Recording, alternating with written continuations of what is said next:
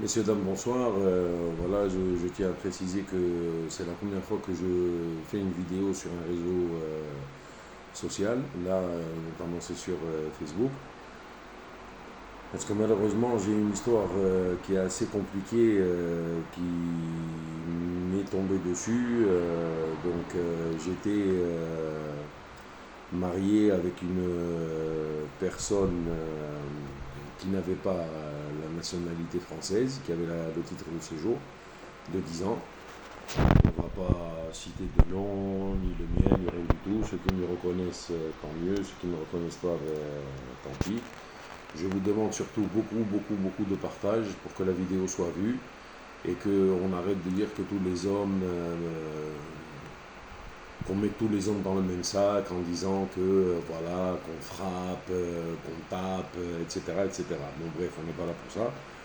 Donc, je vous disais, la personne avec qui je me suis marié avait le titre de séjour.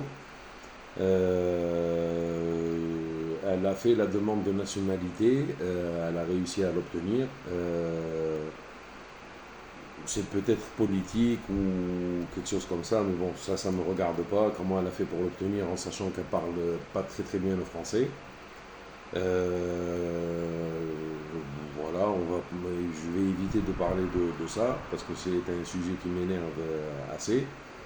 Moi-même, je suis d'origine, je ne vais pas citer non plus le pays maghrébine, mais d'une mère française et d'un père maghrébin. J'ai grandi au Maghreb, on va dire, et ensuite je suis venu ici. Comme si je prenais, j'ai pas eu besoin de visa, ni de faire de faux mariage, ni quoi que ce soit. Donc pourquoi je dis ça? Parce que vous allez vite le comprendre au fil de l'histoire. Voilà, je tiens à vous montrer juste pour pas vous dire que je suis un menteur. Ça s'est passé à partir de 2018. J'ai vu un changement auprès de mon ex-femme. Je dis mon ex-femme malgré que nous ne sommes pas encore divorcés. Le divorce sera prononcé au mois de septembre. Donc voilà, la MDPH. Hein. Bon, je vais cacher mon nom, désolé. Voilà. Donc c'est plus dans 47. Voilà la MDPH. Et ça, c'est la prolongation de mon deuxième MDPH avec la date. Je cache aussi le nom, désolé. Voilà, je ne sais pas si on arrive à bien l'avoir. Jusqu'en 2030. Voilà.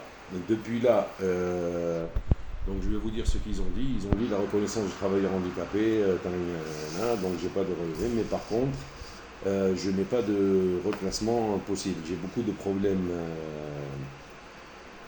physique, on va dire, et psychosomatique. Donc, à la base, je devais aller dans un hôpital, une maison de repos qui faisait psychiatrique et maison de repos. Je me suis retrouvé en psychiatrie directement, c'était pas en maison de repos, parce qu'ils m'ont jugé sans que je sois là, sans rien du tout. J'ai reçu directement les papiers, voilà, et une ordonnance de protection. Voilà, tout simplement, elle est là. Là, il y a beaucoup de noms à donner. Bon, je vous la montre assez rapidement. Hein. Je vous montre le nombre de pages qu'il y a, hein, pour que vous puissiez vous rendre compte un peu de tout ce qu'il y a. Voilà. Donc, je vais lire certains passages. Malheureusement, là, j'essaie de faire au plus vite. Hein. Donc, elle expose qu'elle et ses enfants ils subissent des violences physiques, psychologiques, sexuelles de ma part depuis plus de 10 ans. Donc s'il lui a fallu 10 ans pour s'en apercevoir et porter plainte, c'est que bon, voilà, on s'est compris. Et que depuis leur séparation au mois de juin 2022, donc elle a fait la nationalité, donc on était séparés. On ne dormait plus ensemble, etc.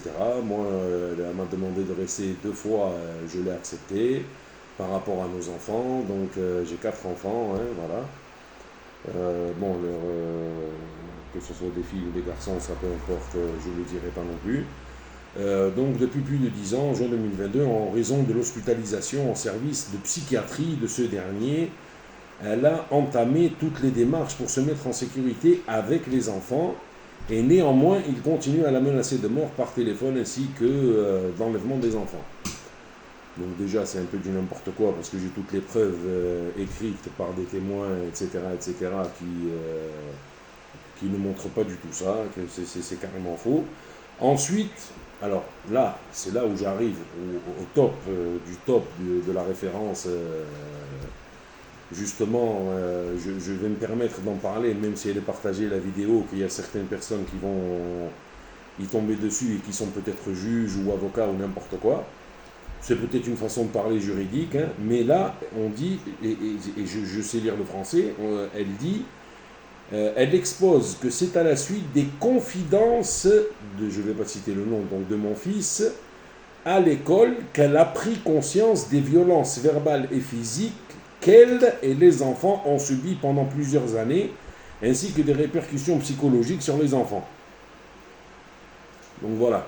Donc déjà ça m'a déplu énormément, que je sois accusé de viol, que je sois accusé, désolé c'est une moustique, hein, que je sois accusé de viol, que je sois accusé de maltraitance, que je sois accusé, bon, ne vous inquiétez pas, j'ai de quoi me défendre, j'ai des attestations de parents d'élèves, pas comme madame qui prend des attestations que de sa famille et de certaines personnes qui sont vraiment faux cul. D'ailleurs, s'ils tombent sur cette vidéo, je tiens à leur dire que je vais porter plainte contre eux. Voilà, je tiens à le dire bien correctement, je vais bien porter plainte contre eux parce que franchement, c'est tous des faux culs. Hein, ils rigolent devant et par derrière, les coups de couteau, ça y va. Voilà, et sachez une chose, c'est qu'il n'y a que les montagnes qui ne se rencontrent pas. Les montagnes ne se rencontrent pas. Voilà. Donc ensuite, elle dit pas mal de choses dans le genre où voilà, elle a subi des violences de la part de son époux, de violences financières, etc. Sauf que tous les virements que j'avais, ils partaient sur son compte. Donc ça aussi, il va falloir qu'elle le prouve. Ensuite, que si elle ne me donnait pas d'argent, j'allais taper mes enfants, que quand je prenais l'argent, il me servait à acheter des cigarettes, des jeux à gratter et à dépenser à ma maîtresse. Voilà. Surtout qu'il faut savoir que depuis que j'ai eu l'interdiction de travailler, j'ai pas dépassé les 100 euros par mois. Ensuite, il fallait bien que je continue à fumer les cigarettes. Hein. Donc voilà. Elle dit que, franchement, elle pourrait être franchement, comme on dit, écrire des scénarios pour les séries Netflix ou des trucs comme ça, quoi. Donc elle dit que je tapais mon fils, il a été victime de ce dénigrement, que je le dénigrais, des violences physiques, des coups dans l'œil, des étranglements, des bousculades, etc. Donc des coups dans l'œil. Ah oui, aussi avec des coups de couteau aussi, j'avais mis des coups de couteau, oui, aussi, oui. Je savais pas que mettre des coups de couteau ça laissait pas de traces. Mais bon, mettre des coups de poing dans l'œil, je sais pas si vous voyez mon œil, je fais quand même mon poing, pardon, je fais quand même 1m90 hein, pour 120 kg. Donc un coup de poing, à mon avis, on doit bien le sentir. Bon, ben voilà. Donc en fait, il y a tout ça, quoi. Donc elle a bien profité. Là, elle touche bien correctement son argent. Donc voilà. Là, elle touche à peu près dans les 3000 euros, etc. Ah oui, elle dit aussi que j'envoyais mon fils à 10 km pour... alors, certaines personnes indiquent avoir vu le fils aîné faire plusieurs kilomètres aller-retour pour acheter du pain. Voilà. Alors que je suis titulaire du permis de conduire et que je suis à la maison et qu'elle est sortie une fois, qu'elle avait un cocard sous ses lunettes de soleil. Par contre, elle ne parle pas de son foularoïde.